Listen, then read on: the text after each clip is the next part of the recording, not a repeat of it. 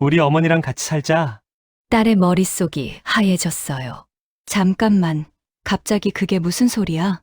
갑자기는 무슨 우리 결혼했잖아. 이제 가족인데 같이 사는 게 당연한 거 아니야? 아니, 당연하다니. 그런 중요한 얘기를 왜 결혼 전에 안 했어? 아니, 적어도 결혼식 전에라도 말했어야 하는 거 아니야? 상의는 지금 하고 있잖아. 나 자기한테 어머니랑 같이 살자고 제안하는 거야. 제안. 이게 제안처럼 들려? 억지로 참으려고 했지만 쉽지 않았죠. 그럼 뭐야? 나 지금 당신한테 우리 어머니랑 같이 살자고 말하고 있는데 이게 제안이 아니면 뭐야? 무료 버튼인 구독과 좋아요, 클릭으로 여러분의 마음이 더욱 풍요로워지시길 바랍니다. 결혼식 당일, 저는 딸아이가 웨딩드레스를 입은 모습을 보며 눈물을 참을 수가 없었습니다. 제 품에서 자라던 아이가 이제 한 남자의 아내가 되어 새로운 인생을 시작한다는 게 실감이 났거든요.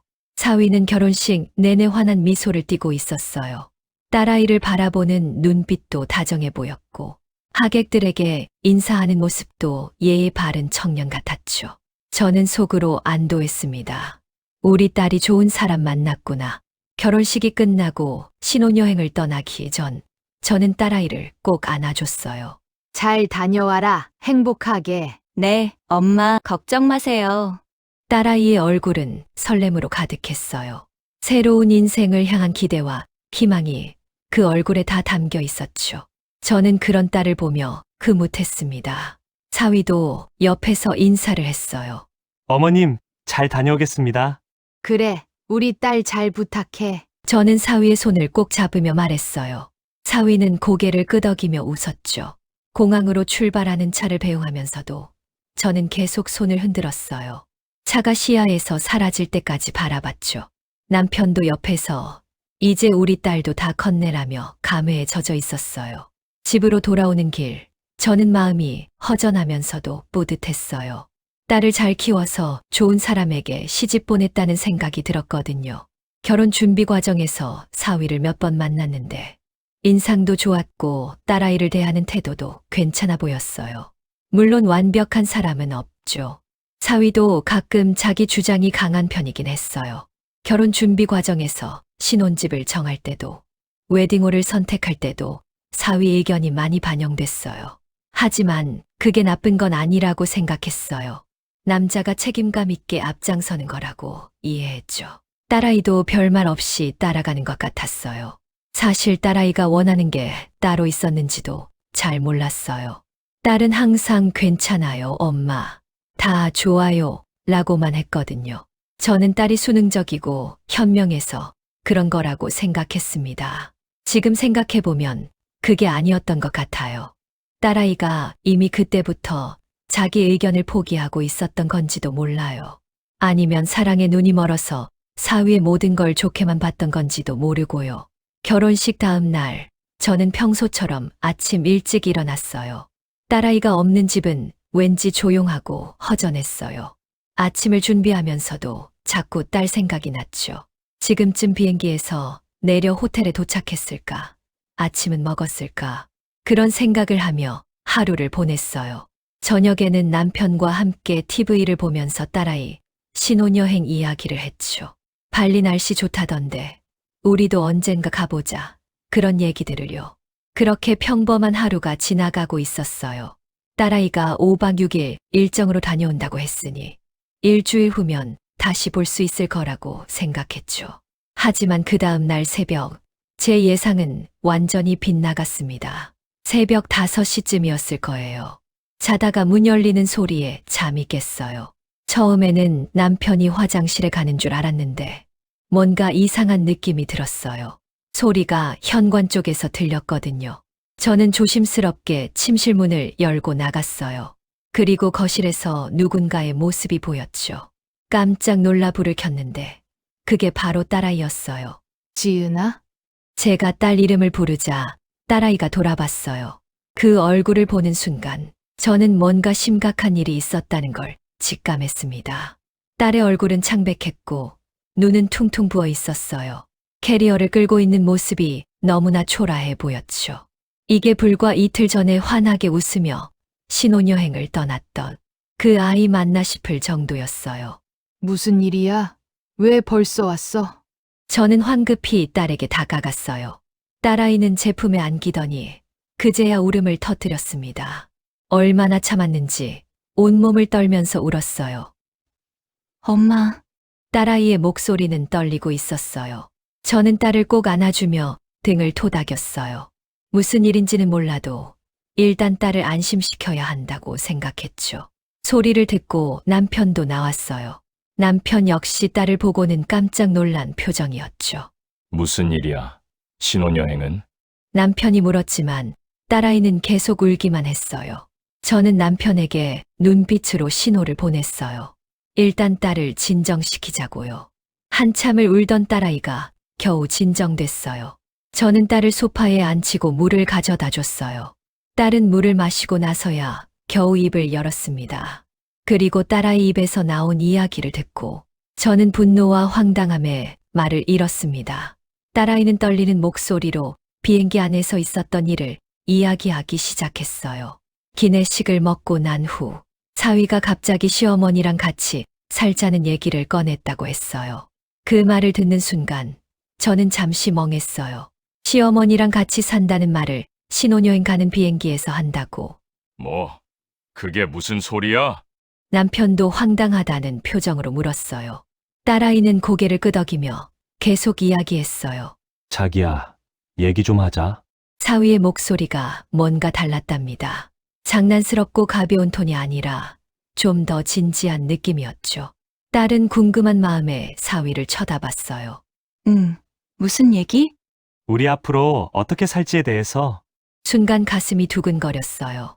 아, 이 사람이 우리 미래에 대해 진지하게 이야기하려는구나 싶었답니다.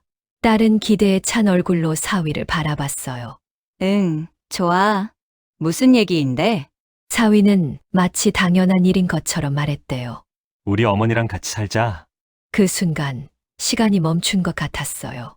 딸은 잘못 들은 건가 싶어서 어리둥절한 표정으로 되물었어요. 응, 뭐라고? 우리 어머니랑 같이 살면 어떨까 해서. 사위는 마치 오늘 저녁 뭐 먹을지 묻는 것처럼 너무나 자연스럽게 말했답니다. 아니, 오히려 당연한 걸 확인하는 것처럼 말했죠. 딸의 머릿속이 하얘졌어요. 잠깐만, 갑자기 그게 무슨 소리야? 딸의 목소리가 조금 떨렸어요. 사위는 딸의 반응이 이해가 안 된다는 표정을 지었답니다. 갑자기는 무슨 우리 결혼했잖아. 이제 가족인데 같이 사는 게 당연한 거 아니야? 아니, 당연하다니. 그런 중요한 얘기를 왜 결혼 전에 안 했어? 아니, 적어도 결혼식 전에라도 말했어야 하는 거 아니야? 딸이 조금 흥분해서 말하자 사위는 주변을 살피며 쉿소리를 냈어요. 자기야, 목소리 좀 낮춰. 여기 사람 많아. 딸은 황당함에 웃음이 나올 뻔했어요. 지금 이 상황에서 목소리 톤이 문제라고요? 지금 그게 중요한 게 아니잖아. 왜 이제 와서 그런 얘기를 하는 거야? 딸아이가 당황해서 왜 결혼 전에 말하지 않았냐고 묻자 사위는 이렇게 대답했다고 합니다. 이제 와서가 아니라 이제 우리가 부부가 됐으니까 하는 얘기지. 결혼 전에는 아직 남남이었잖아. 근데 이제는 진짜 가족이 된 거니까 이런 얘기를 할 수 있는 거고. 저는 사위가 했다는 말을 듣고 기가 막혔어요. 결혼 전에는 남남이라서 못한 얘기를 결혼 후에 한다고요? 그런 중요한 문제를 왜 미리 상의하지 않았냐는 거죠. 딸아이는 계속 이야기를 이어갔습니다.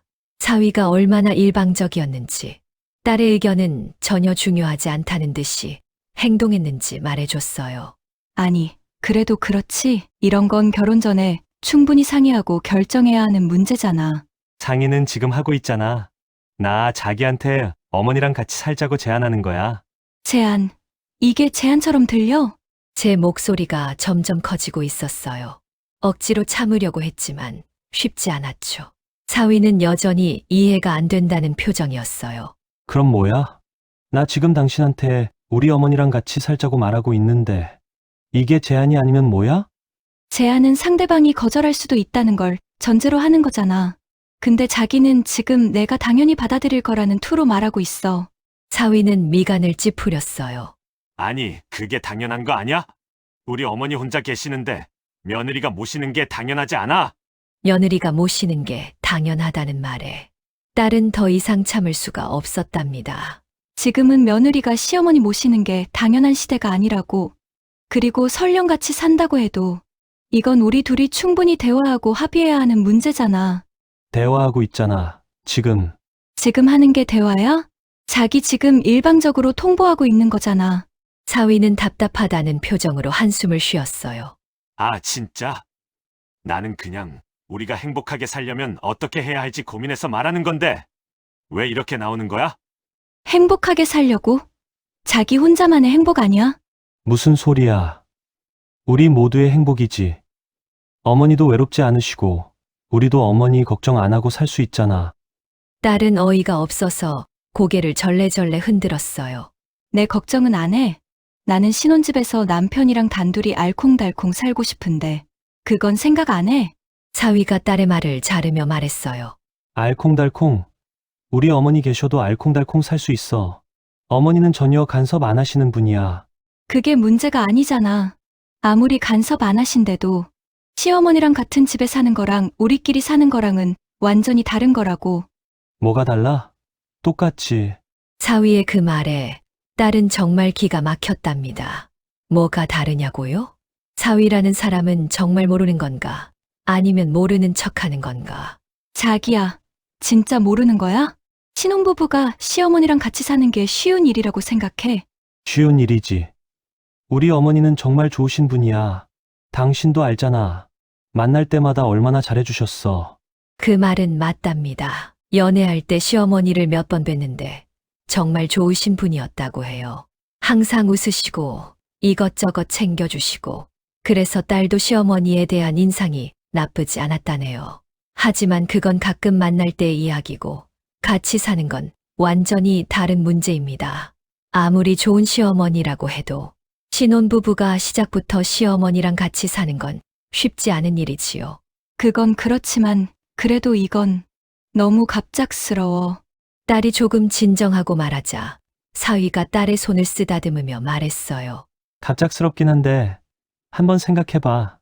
우리 어머니 연세도 있으시고 혼자 계시면 외로우시잖아. 우리가 모시고 사는 게 효도 아니야? 효도는 같이 살지 않아도 할 수 있어. 자주 찾아뵙고 용돈도 드리고. 그게 진짜 효도야? 그건 그냥 형식적인 거지. 사위의 말에 딸은 할 말을 잃었어요. 진짜 효도와 형식적인 효도를 운운하며 마치 딸이 효도를 모르는 사람처럼 몰아가고 있었으니까요. 딸은 비행기 안의 공기가 갑자기 답답하게 느껴졌습니다. 몇 분 전까지만 해도 설렘으로 가득했던 이 공간이 지금은 숨 막히는 감옥 같았다네요. 자기야, 우리 이 얘기는 나중에 하자. 지금은 신혼여행 가는 길이잖아. 딸이 대화를 피하려고 하자 사위가 고개를 저었어요. 나중에 하면 뭐 달라져? 어차피 해야 할 얘기면 지금 하는 게 낫지. 아니야. 지금은 아니야. 우리 일단 여행 다녀와서. 아니, 지금 해야 해. 우리 돌아가면 바로 어머니 모시고 살 거니까. 그 말에 딸의 눈이 커졌습니다. 뭐, 돌아가면 바로 어머니랑 같이 살기로 했어. 어머니도 기다리고 계셔. 그 순간 딸의 머릿속에서 경보음이 울렸어요. 이건 제안이 아니었어요. 이미 결정된 사항을 통보받고 있는 거였죠. 잠깐만, 뭐라고? 이미 어머니한테 말씀드렸다고? 딸의 목소리가 떨렸어요. 믿을 수가 없었죠. 딸하고는 단 한마디 상의도 없이 이미 시어머니께는 며느리가 모시고 살 거라고 말씀드렸다는 거잖아요. 응, 당연히 말씀드렸지. 어머니도 되게 좋아하셨어. 저는 제 귀를 의심했어요.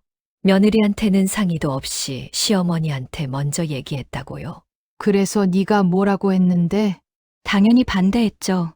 신혼 때부터 시어머니랑 같이 사는 건 부담스럽다고. 적어도 우리끼리 좀 살다가 나중에 생각해보자고 했어요. 그랬더니? 화를 내면서 제가 이기적이고 비상식적이라고. 며느리가 시어머니 모시는 게 당연한 건데 왜 그렇게 고집을 부리냐고요. 저는 딸의 이야기를 들으며 점점 화가 치밀어 올랐어요. 옆에 있던 남편도 얼굴이 굳어 있었죠. 딸아이는 눈물을 글썽이며 말을 이었어요. 비행기 안에서 사위와 계속 말다툼을 했다고 해요. 자기야, 그건 아니잖아. 나한테 먼저 물어보고 어머니한테 말씀드렸어야지. 왜? 우리 결혼했잖아. 이제 가족인데 또 그 말이었어요. 이제 가족이니까. 사위는 그 말을 마법의 주문처럼 반복했어요. 마치 그 말만 하면 모든 게 정당화되는 것처럼요. 가족이라고 해서 상대방 의견을 무시해도 된다는 법은 없어. 오히려 가족이니까 더 존중하고 배려해야 하는 거 아니야? 딸이 목소리를 높이자 사위는 인상을 찌푸렸어요. 내가 언제 당신을 무시했어? 지금 당신한테 얘기하고 있잖아. 얘기가 아니라 통보잖아. 이미 다 정해놓고 나한테 말하는 거잖아. 아유, 왜 이렇게 예민하게 반응해? 나는 그냥 우리 가족이 함께 살면 좋겠다고 생각한 거야. 사위의 그 말에 딸은 더 이상 참을 수가 없었답니다. 예민한 게 아니야. 이건 당연한 반응이야. 결혼 전에 한 번도 언급 안 한 사람이 신혼여행 가는 비행기 안에서 갑자기 시어머니랑 같이 살자고 하면서 이미 어머니한테도 말씀드렸다고 하면 누가 안 놀라겠어? 알았어, 알았다고. 내가 순서가 좀 잘못됐나 보네. 그럼 지금이라도 당신한테 먼저 물어볼게. 우리 어머니랑 같이 살래? 딸은 할 말을 잃었습니다. 사위는 정말 문제가 뭔지 모르는 건가요? 지금 그게 문제가 아니라고. 이미 어머니한테 말씀드려 놓고 나한테 물어보는 게 무슨 의미가 있어? 그러니까 어떻게 할 건데? 같이 살 거야? 말 거야? 사위의 목소리에 짜증이 섞여 있었어요. 마치 딸이 이상한 고집을 부리고 있다는 듯이요. 나는 솔직히 신혼집에서 우리 둘이서만 살고 싶어. 적어도 당분간은. 딸이 조심스럽게 말하자 사위는 코웃음을 쳤어요. 당분간. 그럼 그 당분간 동안 우리 어머니는 혼자 계시라고? 어머니 혼자 사시는 게 뭐가 문제야? 원래 혼자 사셨잖아. 그게 문제지. 이제 우리가 결혼했는데도 계속 혼자 계시게 하는 게 말이 돼? 딸은 답답함에 머리를 감싸 쥐었어요. 그럼 자기 친구들은 결혼한 친구들 있잖아. 그 사람들도 다 시부모님 모시고 살아? 그건 경우가 다르지. 뭐가 달라? 똑같잖아. 우리는 외아들이잖아. 나밖에 없다고. 사위는 외아들이었어요. 하지만 그게 무조건 시어머니를 모셔야 하는 이유가 될까요? 요즘 시대에 그런 거 따지는 사람 없어. 당신은 그렇게 생각할 수 있지. 근데 나는 외아들로서 당연히 어머니를 모셔야 한다고 생각해. 그럼 자기 혼자 모셔. 나는 아직 준비가 안 됐어. 딸이 단호하게 말하자 사위의 얼굴이 굳어졌어요. 지금 무슨 소리 하는 거야? 우리 결혼했잖아. 결혼했다고 내가 무조건 자기 뜻대로 해야 해. 뜻대로가 아니라 이건 당연한 거라고. 사위가 목소리를 높였어요. 옆 좌석의 승객들이 사위와 딸을 쳐다보는 게 느껴졌어요. 하지만 딸은 더 이상 참을 수가 없었어요. 당연하다는 게 누구 기준이야? 자기 기준이지. 내 기준은 아니잖아. 아, 진짜. 왜 이렇게 이기적으로 나와? 이기적이라는 말에 딸은 어이가 없어서 웃음이 나왔어요. 내가 이기적이야? 지금 나한테 한마디 상의도 없이 일방적으로 통보하면서 내 의견은 전혀 존중하지 않는 사람이 누군데? 나는 우리 가족을 생각해서 하는 말이야. 근데 당신은 오직 당신 편한 것만 생각하고 있잖아. 가족을 생각한다면서 왜 나는 가족에 안 들어가? 나도 가족이면 내 의견도 존중해줘야 하는 거 아니야? 사위는 한숨을 크게 쉬었어요. 난 내 인생을 살 권리가 있어. 권리. 결혼하면 의무도 생기는 거야. 며느리로서의 의무. 며느리로서의 의무라는 말에 딸은 정말 기가 막혔어요. 요즘 시대에 무슨 며느리 의무 타령이야. 남편으로서 아내 의견 존중할 의무는 없어. 나는 지금 의견 들어주고 있잖아. 근데 당신은 무조건 싫다고만 하고. 의견 들어주는 게 아니라 설득하려고 하는 거잖아. 아니, 설득도 아니고 강요하는 거지. 사위는 팔짱을 끼고 고개를 돌렸어요. 하, 진짜 대화가 안 되네.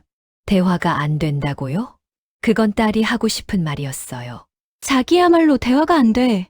내 말은 하나도 안 들으면서. 들어줬잖아.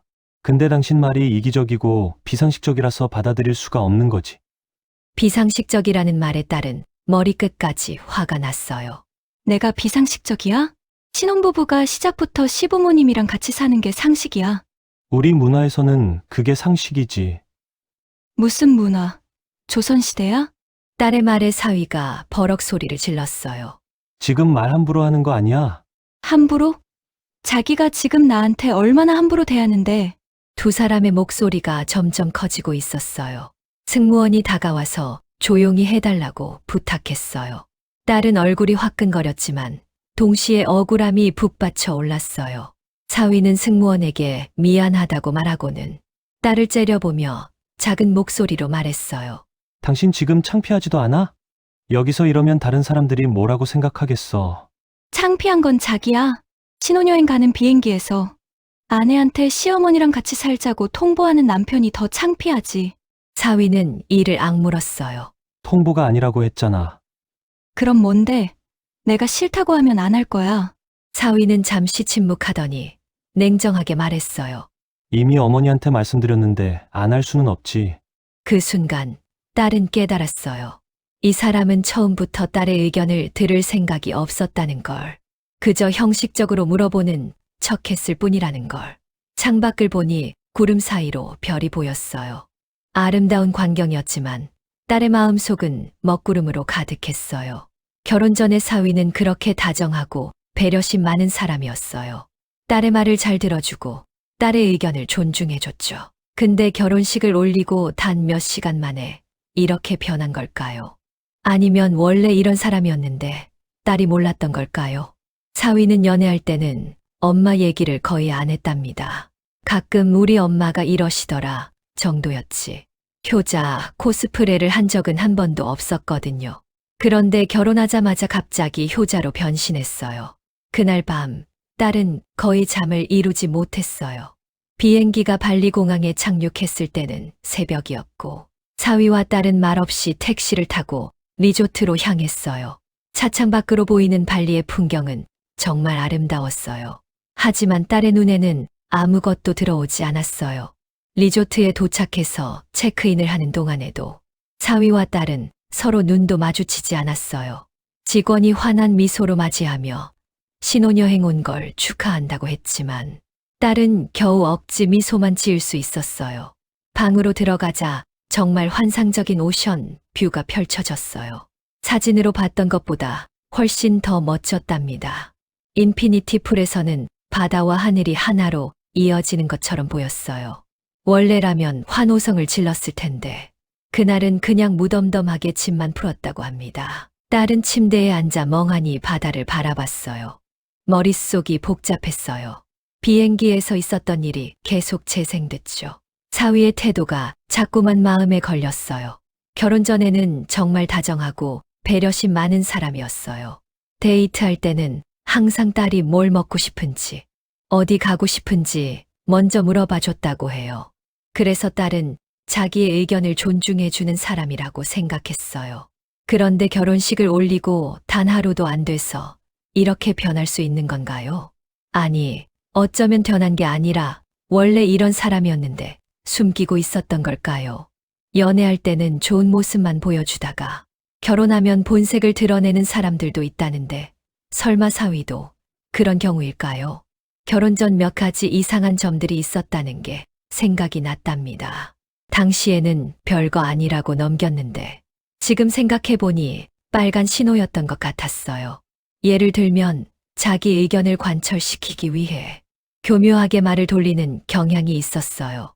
딸이 이탈리안 레스토랑에 가고 싶다고 하면 거기 별로라던데 다른 데 가자라고 직접적으로 말하는 게 아니라 당신 요즘 피곤해 보이는데 소화 잘 되는 한식 먹는 게 어때? 라고 말하는 식이었죠. 겉으로는 딸을 걱정하는 것처럼 포장하지만 결국은 본인이 좋아하고 먹고 싶어 하는 곳으로 데려갔었죠. 그리고 딸의 의견을 들어주는 척하면서 정작 중요한 결정에서는 이미 혼자 다 정해놓고 딸한테는 나중에 알려주는 경우가 몇 번 있었답니다. 당시에는 남자가 책임감 있게 알아서 하는구나 정도로 생각했는데 지금 보니 그게 아니었어요. 딸의 의견 같은 건 중요하지 않다고 생각하는 거였죠. 침대에 누웠지만 잠이 오지 않았어요. 에어컨 바람이 차갑게 느껴졌어요. 천장에는 천천히 도는 선풍기가 있었고 그걸 멍하니 바라보고 있으니 현실감이 사라지는 것 같았어요. 이게 정말 내 신혼여행일까? 계속 그 생각만 들었어요. 책이나 드라마에서 보던 로맨틱한 신혼여행과는 너무 달랐어요. 사랑하는 사람과 함께 있는데도 이렇게 외롭고 불안할 수 있다는 게 신기했어요. 시간이 얼마나 지났을까요? 창밖이 점점 밝아지고 있었어요. 아침이 되고 있었어요. 딸은 한숨도 못 잤어요. 계속 생각만 했죠. 이 사람이랑 결혼 생활을 할 수 있을까? 앞으로 결혼 생활 내내 이렇게 살아야 하나? 그 생각을 하니 숨이 막혔어요. 큰 일뿐만 아니라 작은 일에서도 계속 남편 뜻대로만 해야 한다면 그게 무슨 의미가 있을까요? 해가 떠올랐어요. 발리의 아침은 정말 아름다웠어요. 황금빛 햇살이 바다를 비추고 파도 소리가 잔잔하게 들렸어요. 하지만 딸의 마음은 폭풍우가 치고 있었어요. 사위가 움직이는 소리가 들렸지만 딸은 계속 눈을 감고 자는 척했어요. 사위하고 마주치고 싶지 않았거든요. 일어났어? 사위가 물었어요. 딸은 대답하지 않았어요. 여보, 사위가 딸의 어깨를 가볍게 흔들었어요. 딸은 어쩔 수 없이 눈을 떴어요. 아침 먹으러 갈래? 뷔페 괜찮다며. 사위는 마치 어젯밤 일이 없었던 것처럼 평범하게 말했어요. 딸은 이렇게 괴로운데 사위는 아무렇지도 않은 것 같아서 그게 더 화가 났습니다. 배 안 고파. 그래도 먹어야지. 어제 저녁도 제대로 못 먹었잖아. 사위의 말이 맞았어요. 하지만 지금 딸은 음식이 목으로 넘어갈 것 같지 않았어요. 나는 그냥 여기 있을게. 자기 혼자가. 사위는 잠시 침묵하더니 한숨을 쉬었어요. 알았어. 그럼 나 다녀올게. 사위가 나가고 딸은 홀로 방에 남았어요. 조용했어요. 너무 조용해서 오히려 무서울 정도였죠. 딸은 발코니로 나가 난간에 기댔어요. 눈앞에는 끝없이 펼쳐진 바다가 있었어요. 자유롭고 광활한 바다. 하지만 딸은 지금 갇힌 기분이었어요. 보이지 않는 감옥에 갇힌 것 같았어요. 딸아이가 말하길 다음 날 아침에 더 충격적인 일이 있었답니다. 침대 위에 있는 핸드폰에 카톡이 왔습니다. 아침 먹으러 가면서 놓고 간 사위 핸드폰이었습니다. 원래는 메시지를 볼 생각이 없었는데 내용에 딸의 이름이 보여서 무심코 클릭해서 보게 되었다고 합니다. 그리고 거기서 본 내용에 딸은 완전히 얼어붙었어요. 친구가 시어머니와 합가에 대해 물었고 사위는 이렇게 답했다 하더라고요. 뭐 어쩔 수 없지. 이미 엄마한테 말씀드렸고, 어차피 결혼하면 따라올 수밖에 없잖아. 딸아이가 그 말을 전하는 순간 저는 주먹을 불끈 쥐었어요. 따라올 수밖에 없다고요. 그 말이 딸의 머릿속에서 계속 울렸어요. 사위는 처음부터 딸이 거부할 거라는 걸 알고 있었어요. 그리고 거부해도 상관없다고 생각했던 거예요. 어차피 결혼하면 딸이 따라올 수밖에 없다고 믿었던 거죠. 다른 친구가 신부 입장도 생각해야 하는 거 아니냐고 하자 사위의 답변은 더 가관이었어요. 결혼하면 남편 집안에 따라야지. 무슨 입장을 그렇게 따져? 며느리가 시어머니 모시는 건 당연한 거고. 분노인지 허탈함인지 알 수 없는 감정이 밀려왔어요. 친구들과의 대화에서 드러난 사위의 진짜 생각은 딸이 상상했던 것보다 훨씬 더 심각했어요. 사위는 딸이 거부할 권리가 있다고 생각하지 않았어요. 결혼했으니까 무조건 따라야 한다고 믿고 있었죠. 그리고 그게 잘못됐다는 생각도 전혀 하지 않았어요. 오히려 자신이 효자라며 떳떳해하고 있었어요. 방문이 열리는 소리가 났어요. 사위가 돌아온 거예요. 딸은 재빨리 핸드폰을 원래 화면으로 돌려놨어요. 사위는 테이크아웃 음식을 가져왔어요. 어제 일로 기분 나빴으면 미안해 라고 말하더니 곧바로 이어서 말했어요. 근데 생각해봤는데, 우리 진짜 어머니랑 같이 사는 게 좋을 것 같아. 역시나 진짜 사과가 아니었어요. 형식적인 사과 후에 다시 설득하려는 거였죠. 딸은 더 이상 들을 필요를 느끼지 못했어요. 아까 카톡이 울려서 친구들한테 한 말 봤어. 내가 어차피 따라올 수밖에 없다고 했지. 사위의 얼굴이 굳어졌어요. 당황한 표정이 역력했죠. 사위는 변명을 늘어놓기 시작했어요. 친구들한테 괜히 허세 부린 거고 실제로는 딸의 의견을 존중한다고요. 하지만 딸은 더 이상 속지 않았어요. 딸은 일어나서 짐을 정리하기 시작했어요. 사위가 황급히 딸의 손을 붙잡으며 뭐 하냐고 물었지만 딸은 담담하게 대답했어요. 한국 돌아갈 거야. 이게 무슨 신혼여행이야? 나는 통보받고 설득당하러 온 것 같은데. 사위가 딸의 앞을 가로막으며 얘기 좀 하자고 했지만 딸은 고개를 저었어요. 이미 할 말은 다 한 것 같았어요. 사위의 태도를 보니 대화가 통할 사람이 아니었어요. 계속 짐을 싸는 딸을 보며 사위의 목소리 톤이 점점 낮아지고 차갑게 변했어요. 결혼했는데 그냥 돌아갈 수 있냐는 식으로 말했죠. 그 말에 딸은 더욱 확신이 들었어요. 이 사람은 결혼을 상대방을 통제할 수 있는 수단쯤으로 생각하는 것 같았어요. 짐을 다 싸고 캐리어를 끌자 사위가 문을 막아섰어요. 하지만 딸은 이미 결심이 섰어요. 사위를 똑바로 쳐다보며 또박또박 말했어요. 나 이 결혼 안 할 거야. 우리 아직 혼인신고도 안 했잖아. 그게 얼마나 다행인지 몰라. 남편의 눈이 커졌어요. 믿을 수 없다는 표정이었죠. 하지만 저는 확신에 차서 말했어요. 나는 자기 같은 사람이랑 평생 살 수 없어. 그 순간 사위의 얼굴에서 모든 가면이 벗겨졌어요. 지금까지 보지 못했던 표정이 드러났어요. 당황, 분노, 그리고 어떻게든 상황을 통제해야 한다는 절박함. 그 모든 게 뒤섞인 얼굴이었죠. 사위의 가면이 벗겨진 얼굴은 딸이 알던 사람이 아니었어요. 눈빛이 차갑게 식어 있었고 입꼬리는 비웃음을 머금고 있었죠. 사위는 더 이상 설득하려 들지 않았어요. 대신 협박하기 시작했다고 합니다. 결혼식 비용을 누가 더 많이 냈는지 하객들 앞에서 서약했는데 이게 말이 되냐는 식으로 말했어요. 심지어 저희한테 뭐라고 말할 거냐며 압박했죠. 하지만 그럴수록 딸은 더 확신이 들었습니다. 이 사람과는 절대 살 수 없다고요. 딸이 침착하게 대응했더라고요. 결혼식 비용은 정산하면 되고 하객들한테는 딸이 직접 사과하겠다고 말했어요. 부모님은 제 편이 되어 주실 거라고도 말했죠. 실제로 그럴 거라고 믿었다고 합니다. 우리가 딸의 불행한 결혼 생활을 하는 걸 원하지 않을 거라고요. 사위는 점점 더 당황하는 기색이었어요. 아마도 딸이 이렇게까지 단호하게 나올 거라고는 예상하지 못했던 것 같아요. 사위는 계속 회유와 협박을 반복했지만 딸은 흔들리지 않았어요. 결정적인 순간이 왔어요. 사위가 마지막 카드를 꺼내 들었죠. 좋아. 그럼 어머니는 안 모시고 살아도 돼. 그러니까 이혼은 하지 말자. 그 말을 듣는 순간 딸은 웃음이 나왔다네요. 비웃음이었죠. 이 사람은 지금까지도 문제가 뭔지 모르고 있었어요. 시어머니를 모시고 사느냐, 안 사느냐의 문제가 아니었어요. 남편의 태도, 딸을 대하는 방식, 존중 없는 관계 자체가 문제였죠. 그런데 사위는 여전히 시어머니, 동거 문제만 해결하면 된다고 생각하고 있었어요. 딸은 고개를 저으며 말했어요. 자기는 끝까지 모르는구나. 문제가 뭔지. 그리고 캐리어를 끌고 방문을 열었어요. 사위가 마지막으로 딸의 팔을 붙잡았지만 뿌리쳤어요. 복도로 나오니 다리가 후들거렸어요. 공항으로 가는 택시 안에서 딸의 눈물은 멈추지 않았어요. 슬픔, 분노, 안도감, 두려움, 모든 감정이 뒤섞여 있었죠. 택시 기사님이 영어로 괜찮냐고 물었지만 딸은 고개만 끄덕였어요. 공항에 도착해서 가장 빠른 귀국편을 예약했어요. 다행히 그날 저녁 비행기에 자리가 있었어요.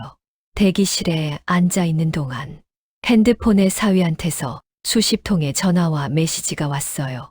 하지만 딸은 확인하지 않았어요. 더 이상 할 말이 없었으니까요. 비행기에 오르는 순간까지도 비현실적이었어요. 이틀 전에는 설렘 가득한 마음으로 발리행 비행기를 탔는데 지금은 상처투성이가 되어 돌아가고 있었어요. 신혼여행이 아니라 악몽 같은 시간이었죠. 비행기 안에서 딸은 앞으로의 일들을 생각했어요. 제일 먼저 저희에게 얘기해야 하고, 하객들에게 사과해야 하고, 결혼식 비용을 정산해야 하고, 해야 할 일들이 산더미 같았어요. 하지만 그래도 괜찮았어요. 잘못된 결혼 생활을 평생 이어가는 것보다는 훨씬 나았으니까요. 가장 다행이었던 건 혼인신고를 하지 않았다는 거였어요. 만약 신혼여행 전에 혼인신고를 했다면 지금보다 훨씬 복잡했을 거예요. 이혼 절차를 밟아야 했을 테고 법적으로도 얽혀 있었을 테니까요. 만약 딸이 혼인신고를 한 상태였다면 어쩌면 이미 법적으로 부부인데 하는 생각에 참고 살았을지도 모르겠네요. 비행기에서 있었던 일, 사위의 태도, 딸이 내린 결정까지 모든 걸 말해주었습니다. 사위는 계속 연락 왔어? 제가 물었어요. 딸은 고개를 끄덕였어요. 전화도 엄청 오고 문자도 많이 왔는데 안 받았어요. 더 이상 할 말이 없으니까요. 저는 딸을 꼭 안아줬어요. 얼마나 무서웠을까요? 신혼여행 중인 타국에서 홀로 결정을 내리고 돌아온다는 게 얼마나 용기가 필요한 일인가요? 엄마, 제가 잘한 거 맞죠? 딸아이가 불안한 목소리로 물었어요. 저는 단호하게 대답했어요. 당연히 잘했지. 네가 그 자리에서 결정하지 않았으면 평생 후회했을 거야. 남편도 거들었어요. 그래, 우리 딸 잘 돌아왔어. 그런 놈이랑 살 필요 없어. 딸아이가 안도한 표정을 지었어요. 아마 부모님이 뭐라고 할까봐 걱정했나 봐요. 하지만 저희 부부는 망설임 없이 딸의 편이 됐어요. 저희는 딸의 손을 꼭 잡으며 잘했다고, 용기 있는 결정이었다고 얘기해 주었습니다. 딸은 혼자였다면 무너졌을지도 모르는데 저희가 곁에 있어서 버틸 수 있었다 하네요. 엄마, 아빠, 죄송해요. 딸아이가 고개를 숙이며 말했어요. 저는 딸의 손을 꼭 잡았어요. 네 잘못이 아니야. 남편도 말했어요. 결혼 전에는 좋은 모습만 보이다가 결혼 후에 본색을 드러내는 사람들이 있어. 내가 알 수 없었던 거야. 우리는 그날 밤 새도록 이야기를 나눴어요. 앞으로 어떻게 할지, 사위 측과는 어떻게 정리할지. 저는 확신했어요. 딸의 결정을 전폭적으로 지지해야 한다고요. 지금이라도 알게 된 게 다행이에요. 만약 혼인신고를 한 후였다면, 아이까지 낳은 후였다면 얼마나 더 복잡했겠어요.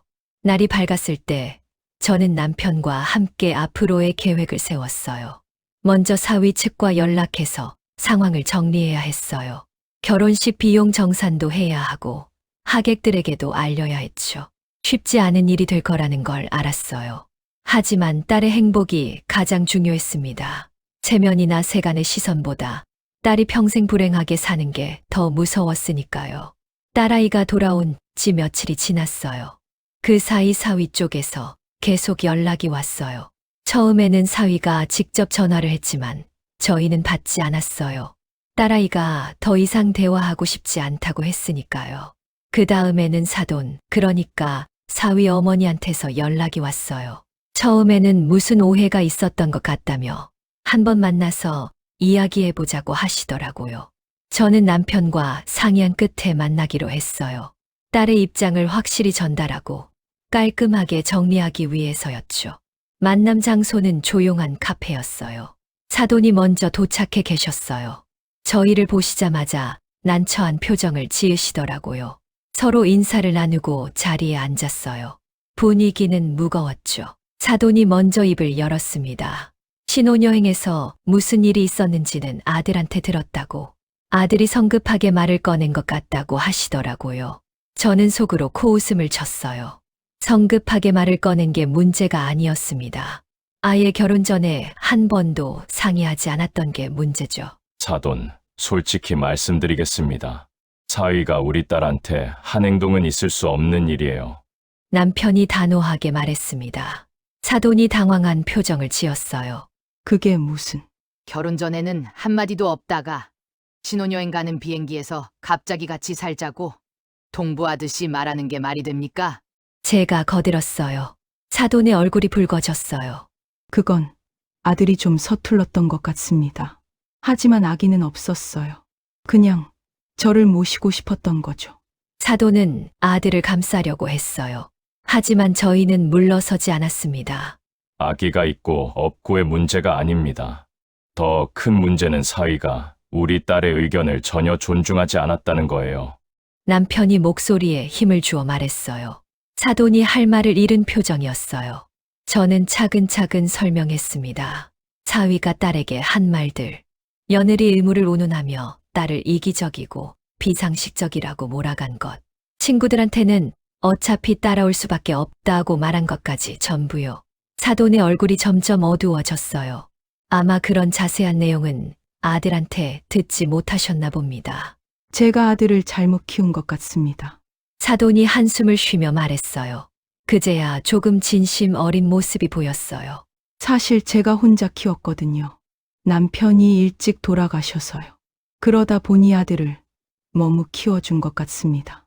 아들이 원하는 건 다 들어줬고 아들 편만 들었어요. 사돈의 고백에 저는 조금 이해가 갔어요. 하지만 그렇다고 용서할 수 있는 문제는 아니었어요. 그래도 사돈, 이건 아니잖아요. 결혼은 두 사람이 서로 존중하며 만들어가는 거예요. 한 사람이 일방적으로 결정하고 다른 사람은 따르기만 하는 게 결혼인가요? 제 말에 사돈은 고개를 끄덕였어요. 맞습니다. 제 아들이 잘못했어요. 제가 아들한테 단단히 말하겠습니다.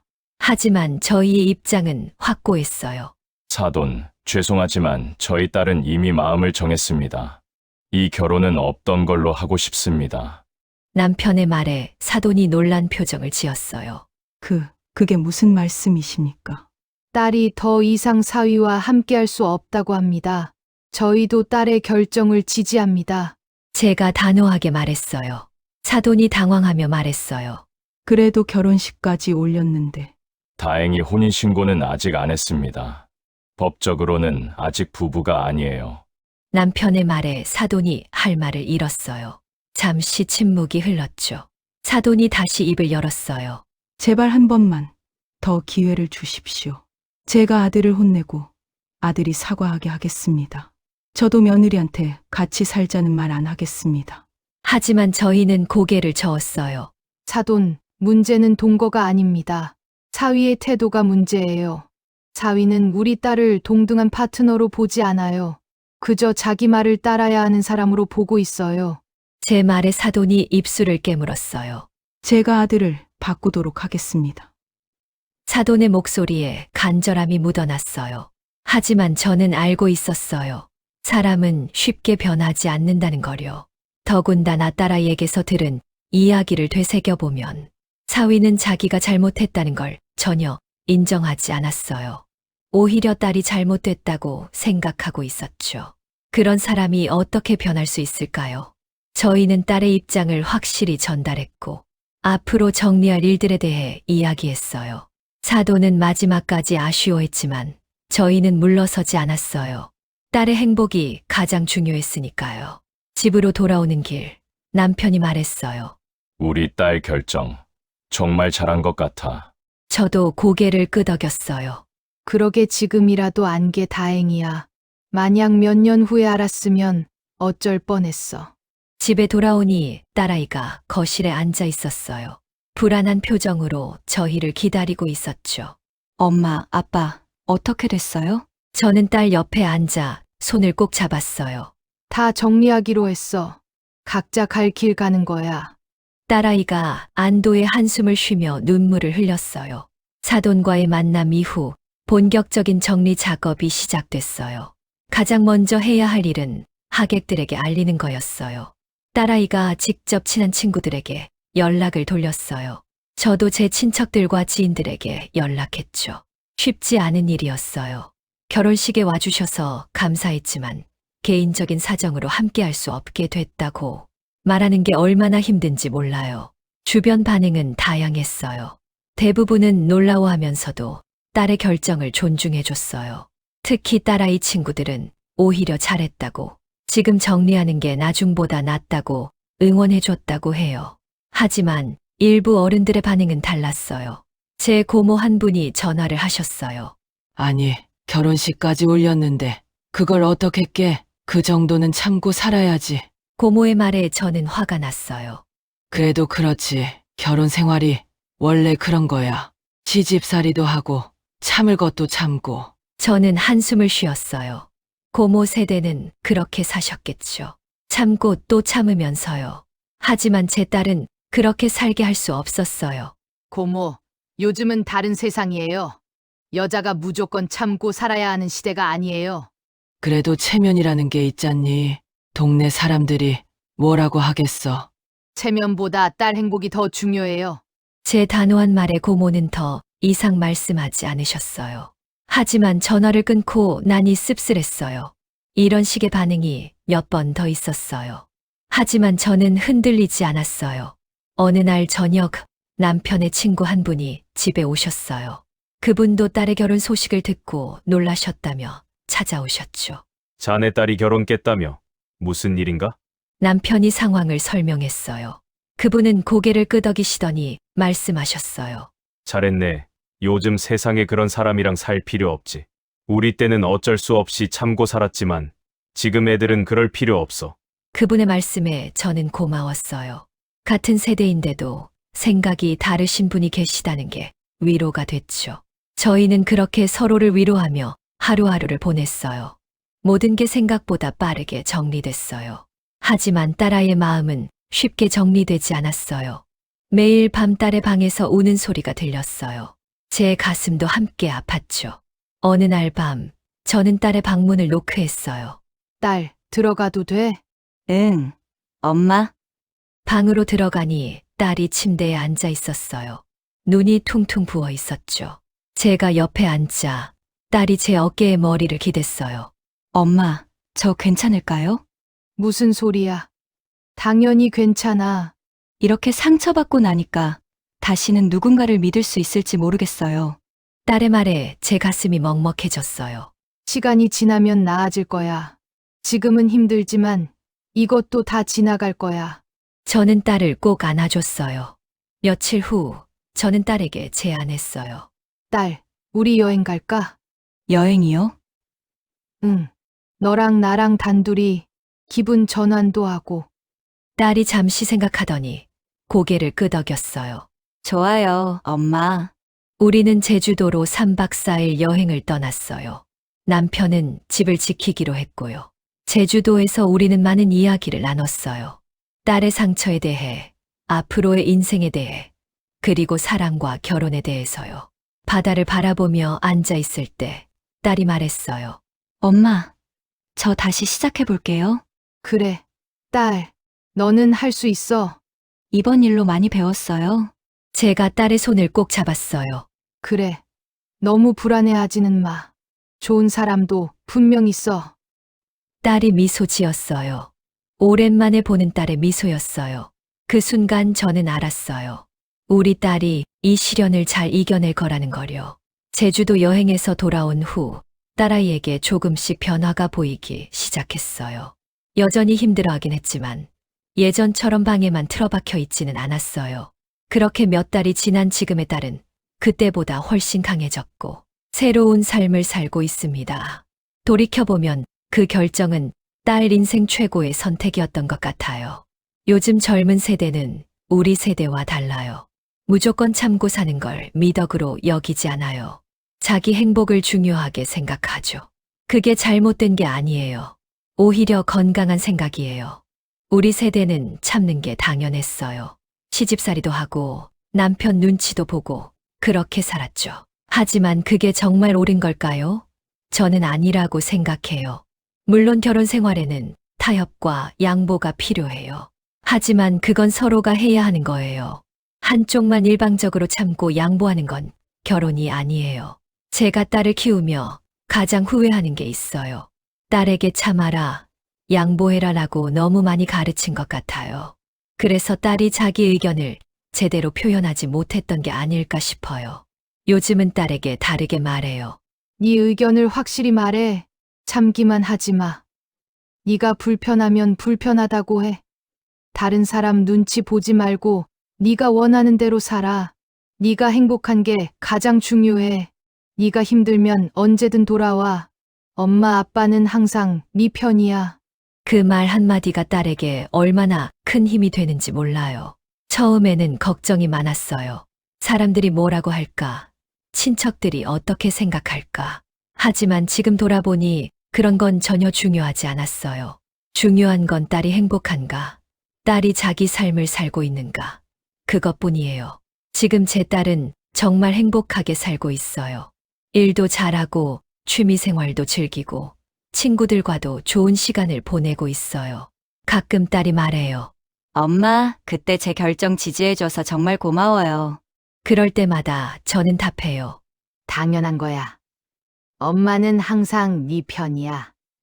여러분의 가정에도 행복이 가득하시길 바라며 무료 버튼인 구독과 좋아요, 알림 설정하시면 더 좋은 사연 빠르게 만나보실 수 있으십니다.